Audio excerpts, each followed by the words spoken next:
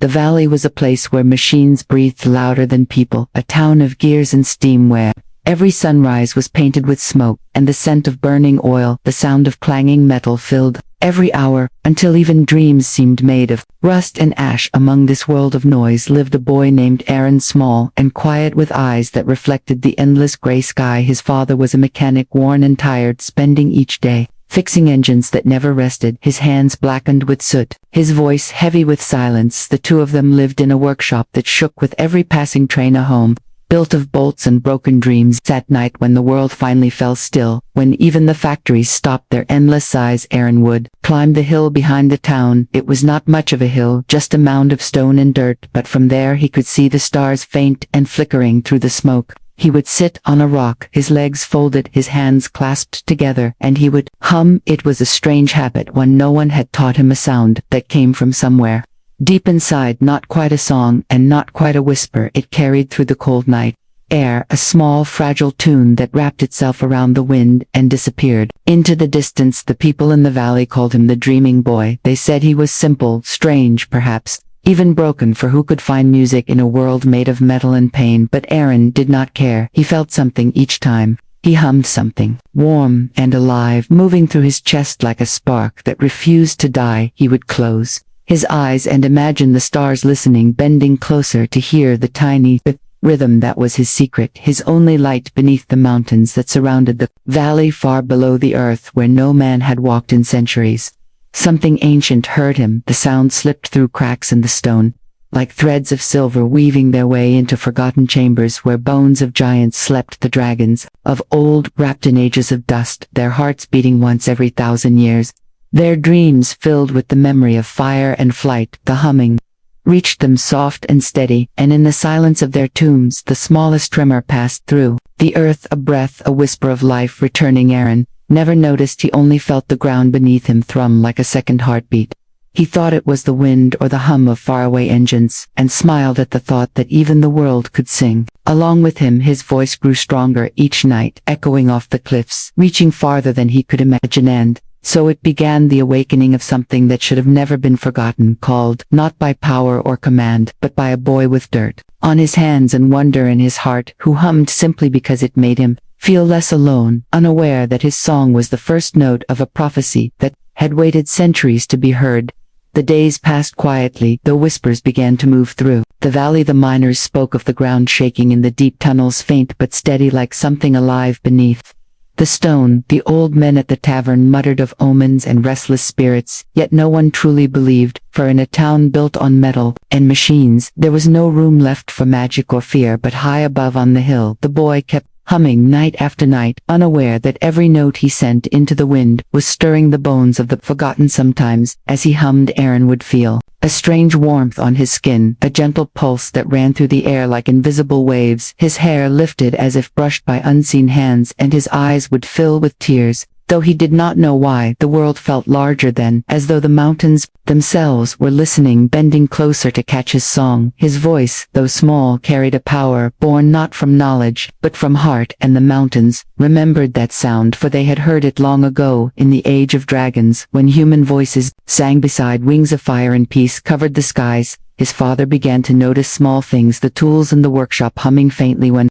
Aaron was near, the clocks ticking faster, the engines sparking to life as if fueled by unseen energy. He would look at his son with tired eyes and say, the boy had a gift, though he could not name it. He thought perhaps it was the same spark that made men dream in a world that had forgotten dreams. One evening, when the sun sank behind the peaks and the sky turned the color of molten steel, Aaron climbed higher than before, drawn by something he could not explain. The air was thick with mist and the scent of rain. The ground beneath him cracked and groaned like old wood, yet he felt no fear. He sat upon the edge of a cliff, legs dangling above the endless drop, and began to hum once more, his voice soft but certain, the melody flowing like water down into the darkness. Below, far beneath the surface, deep within the caverns, the dragons stirred again, eyes long closed, flickering open light, blooming in the blackness like 1,000 stars.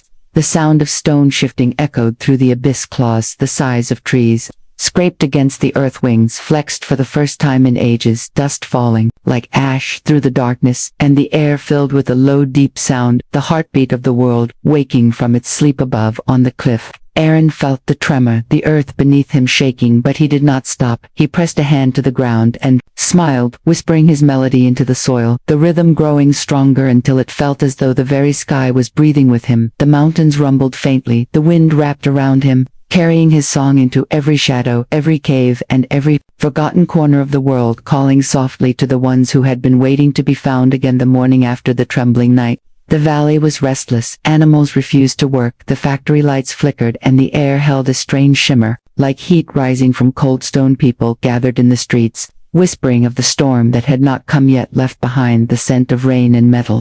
Some said they heard singing carried by the wind from the mountains, others said it was just the echo of engines, but deep inside everyone felt something had changed, something small, yet powerful enough to unsettle the silence they had lived in for so long. Aaron woke early that day, his ears still ringing faintly with the sound of his own humming, though he could not remember falling asleep. His dreams had been filled with light and movement of wings too vast to see clearly. When he opened his eyes, the room seemed to breathe, shadows stretching across the walls like living things. His father called from the workshop asking for help, and Aaron pushed away the dream, but it clung to him like smoke, refusing to fade. As he worked beside his father, fixing the broken gears of an engine, Aaron felt the same pulse he had felt on the mountain, the steady rhythm beneath the ground like a second heartbeat. It was faint but growing stronger each time he hummed, even without realizing it. Sometimes the sound slipped from his lips when he worked, and every time it did, the machines seemed to respond smoother, faster, almost alive. His father would laugh in disbelief, saying the boy had a magic touch, but neither of them understood that his song was shaping the world around them. Note by note that night, as darkness fell over the valley, Aaron returned to the hill, the mist thicker than before, curling around his feet, like pale hands reaching out to greet him. The stars above were faint, hidden behind rolling clouds, but he could feel them as if they were inside him, humming back in harmony. He sat at the highest point, closed his eyes, and let the melody rise again, soft and pure, his breath turning to light in the cold air. Deep beneath the mountain, the dragons awoke, one after another, their massive hearts pounding in rhythm with the song, each note striking something ancient within them, memories flooding through scales and bone, memories of flight and fire, and of a world that once sang alongside theirs. They did not speak, but they listened, and in their listening, the earth began to move. The walls of stone cracked, dust fell in shimmering waves, and the air filled with heat, as if a sleeping sun had turned over in its bed. Aaron felt the vibration beneath him, and for a moment fear flickered in his chest, but it vanished as quickly as it came, replaced by a strange peace. He opened his eyes, and the mist around him glowed faintly with a golden hue.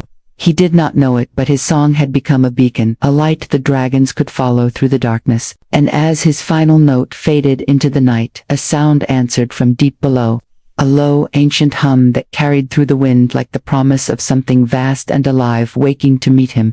The valley did not sleep that night. The tremors grew stronger, shaking the old bridges and sending ripples through the river. The factory chimneys swayed as smoke poured into the dark sky, but no one dared to leave their homes. They whispered that something beneath the mountains had awakened, that the earth itself was breathing. The mayor ordered the miners to investigate, though none wanted to go near the cliffs, where strange lights had been seen drifting through the mist. Aaron lay awake in his bed, staring at the ceiling, listening to the hum that filled the night.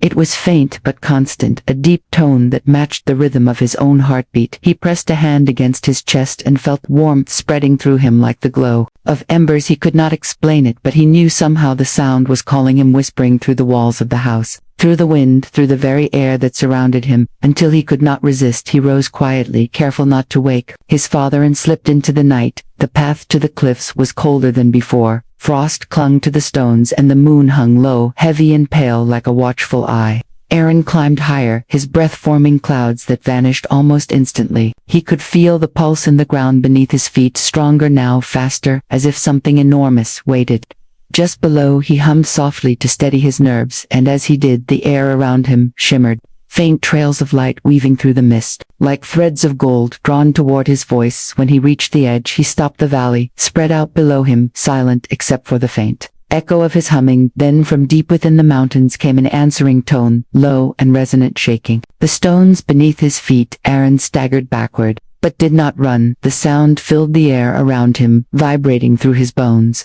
It was not frightening, it was familiar, as if some part of him had been waiting his entire life to hear. Eye at the clouds above began to swirl, drawn toward the peaks. Lightning flickered inside. The mist not bright and white, but golden and alive. The air tasted of rain and ash. The earth cracked open along the far side of the valley, releasing a wave of heat that rolled across the hills. Trees bent under the force, and rivers boiled in their beds. Yet amid the chaos, Aaron stood, unmoving, his eyes fixed on the fissure that had opened across the mountain. Face from within came light, blinding and pure, and the outline of something immense, shifting against the glow. He could not see clearly, only the sweep of wings like dark silk against flame, and eyes that gleamed like molten amber, watching him through the haze. His song faltered, then returned, stronger, louder, his voice rising above the storm, and for a moment everything else fell silent. The wind, the thunder, even the earth itself, and the creature within the mountain listened, still as stone, waiting, as if the boy's next note would decide the fate of the world. The air trembled with the sound of awakening as Aaron stood at the cliff, his breath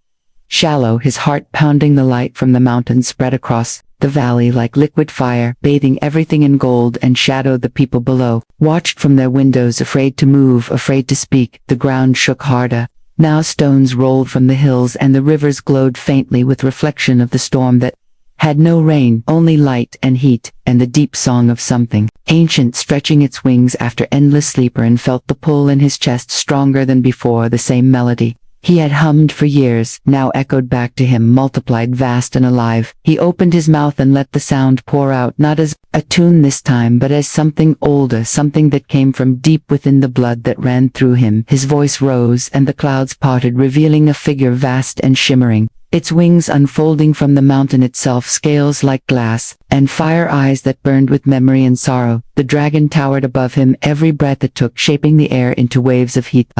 People in the town screamed, some fled, some fell to their knees, but the dragon did not strike. It turned its massive head toward the hill where the boy stood, and for the first time in centuries, it listened. The hum that had reached it in dreams now came alive before its eyes, soft but unbroken. The song that had pulled it from darkness back into a world that had long forgotten its name. Aaron trembled, but did not stop. His song deepened, growing richer each moment. The wind caught his voice and carried it across the valley, through the trees and the broken machines, through the river and up to the glowing peaks. Other sounds began to answer, low roars rumbling from beneath the earth, as if 100 hearts were waking in harmony.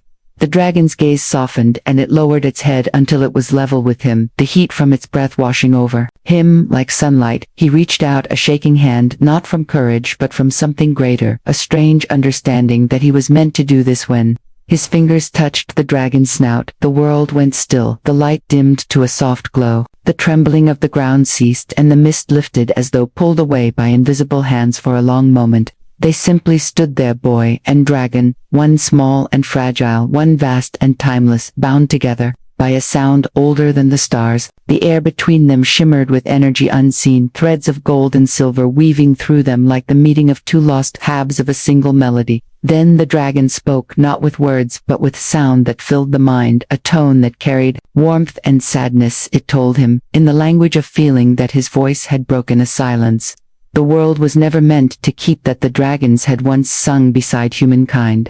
Before fear turned song into war, and flight into hiding, Aaron felt tears on his cheeks, though he did not understand them, only that somehow the future had begun to change with the hum of a single heart. The sun rose heavy and red the next morning, spreading light across a valley that no longer looked the same. Smoke no longer rose from the chimneys, and the hum of engines had fallen silent. The people stood outside their homes, staring toward the cliffs, where the mountain glowed faintly with a warmth that pulsed like the heart of the world. They did not understand what had happened, only that the boy's song had brought something back, something powerful and impossible to deny. Aaron sat at the edge of the cliff, his legs folded, his eyes half closed. He felt the heat of the dragon beside him, though he could barely see through the thick golden mist that wrapped them both. The creature breathed slowly, its massive form stretching into the light. Like a mountain given life, its scales shimmered with colors that changed with every breath, green fading to blue, then to silver. Its eyes fixed on the horizon where the sky met the earth. He had not spoken since the night before. Words felt small compared to what he had heard.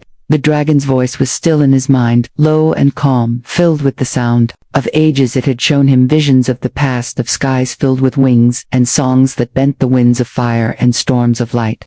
He saw humans standing beside dragons, not as masters or slaves, but as equals, their voices joined to keep the balance of the world. Yet something had broken that bond long ago. Greed and fear had drowned the songs, and silence had buried everything beneath the stone. Now, that silence was broken, and the world had begun to tremble again, not with fear, but with awakening. The dragon lifted its head, the ground shaking with the motion, and turned its gaze down toward the valley, where people watched with a mixture of awe and terror. The creature's chest expanded, and it released a deep sound, not a roar but a chord, that vibrated through the air, making every leaf and stone hum with energy. Aaron covered his ears, yet the sound did not hurt.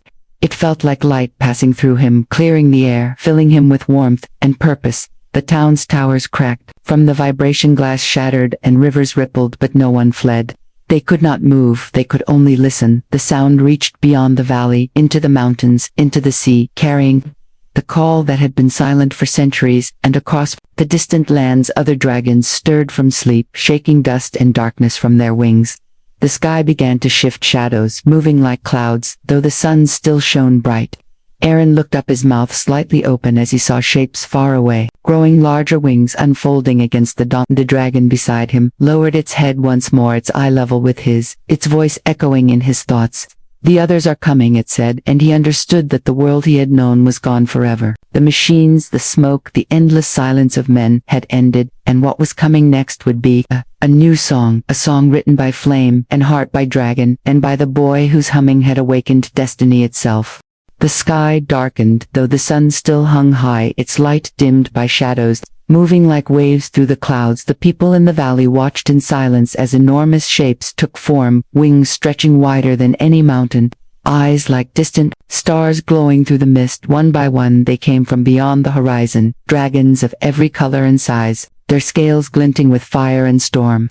Some silver as moonlight, some red as blood, and others dark as night itself, each one answering the call that had echoed through the air from the song of the boy who stood at the cliffrun. Could feel their presence before he could see them, a hum rising through the ground, through his bones, through the breath in his lungs. It was the sound of unity, of countless hearts beating as one, and though it was overwhelming, it did not frighten him. He stood beside the first dragon, his small frame barely reaching its claws, yet the creature bowed its head slightly in respect to him. The others circled above, their roars not of rage but recognition. They knew the voice that had broken the silence, the voice that carried the memory of what they had lost. People below began to cry out, some in awe, some in terror. The mayor tried to rally the guards, but their rifles felt useless against beings born of legend.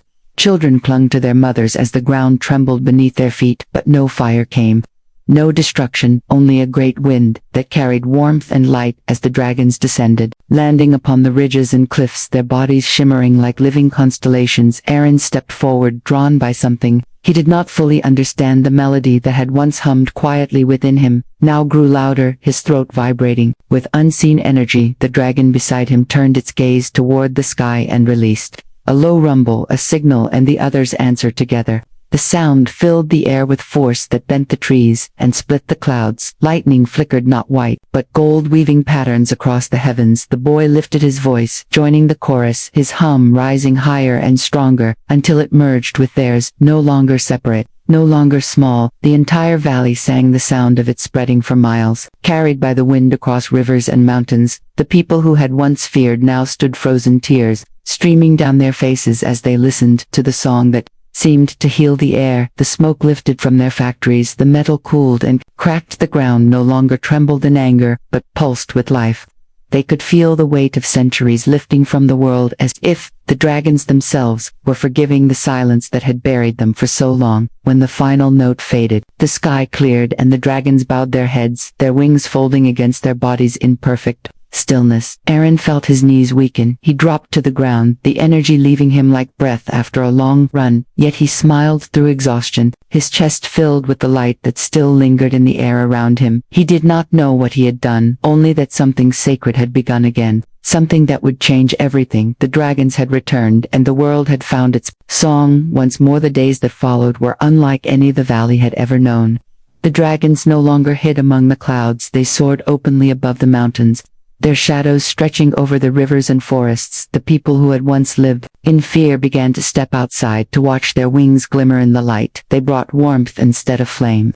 Their flight stirred winds that cleared the smoke from the sky, and for the first time in memory, the stars could be seen at night bright, and countless above the now quiet townland became the bridge between two worlds. His name whispered among those who once called him strange, the boy who hummed to dragons, the one whose voice had woken the sky. He did not think of himself as anything more than a messenger. He spent his days walking through the fields, listening to the distant rumble of dragons, speaking in tones deeper than thunder, and though he did not understand their words, he could feel their meaning in his bones. Peace, gratitude, renewal. His father watched from the workshop, smiling through tears, proud, yet uncertain, of what future awaited them all. One morning, a group of elders from distant villages came to the valley, drawn by stories of the awakening. They spoke of ancient texts carved into temple walls that told of a time when dragons would sleep, until a voice born of both fire and flesh would call them back. The prophecy, they said, had named no warrior, no king, only a child with a heart unbound by fear or greed. And now, seeing Aaron standing quietly before them, they bowed their heads and declared that prophecy fulfilled. But Aaron only shook his head softly, saying he had merely sung because it made the world feel less empty. The dragons began to rebuild what humanity had broken. Rivers ran clearer, crops grew faster, the air shimmered with faint golden light at dawn, as if every breath of the world was healing itself. Yet not all were ready to accept this new age. Some of the older men whispered that power should not belong to beasts, that the boy was cursed or chosen by something dangerous. But the dragons ignored the anger of men, their eyes fixed instead on the horizon, as if waiting for something greater, something not yet complete. At night, Aaron would still climb the cliff and hum his quiet tune, though it now echoed far louder, carried by the wings above him. Sometimes the dragons answered with low tones that rolled like thunder through the mountains. Sometimes they simply listened, and the air would glow faintly around him, the sound of his voice mingling with the whisper of wind and the slow, steady beat of the dragons' hearts. The song had changed, but it was still his. He began to see visions when he sang flashes of lands beyond, the valley mountains cracking open to reveal more dragons, seas